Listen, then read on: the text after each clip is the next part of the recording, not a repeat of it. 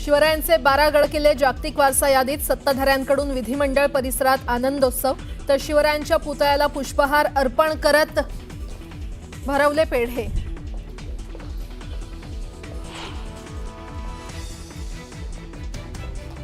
जयंत पाटलांनी प्रदेशाध्यक्ष पदाचा राजीनामा दिला नाही. राष्ट्रवादी शरद पवार पक्षाच्या नेत्या सुप्रिया सुळेंची माहिती.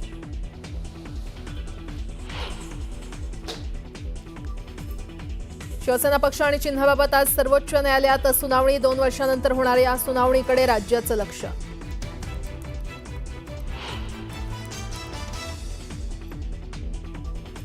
मनसेचं आजपासून इगतपुरीमध्ये 3 दिवसीय राज्यस्तरीय शिबिर. राज ठाकरे स्वतः शिबिरात करणार मार्गदर्शन. शिवसेना उबाठासोबतच्या युतीबाबत काय निर्णय घेणार याकडे लक्ष.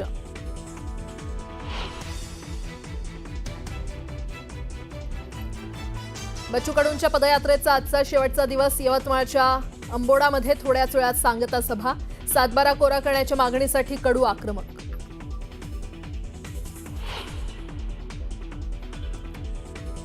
भाजप शिंदेंच्या शिवसेनेनं फोडाफोडी केल्यास त्यांच्याही पक्षाला भगदाड पाडणार. माजी खासदार उन्मेष पाटील यांचा सूचक इशारा.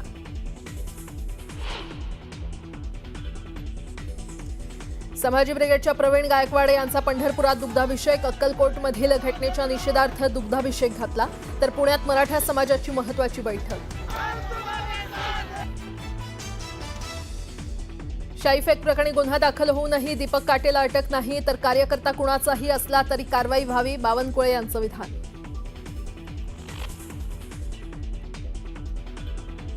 नागपूर ड्रग्ज तस्करी प्रकरणात माजी नगरसेवकाच्या मुलाला अटक. आरोपीकडून 1.5 लाखांचे ड्रग्ज जप्त. गणेशपेठ पोलिसांची मोठी कारवाई.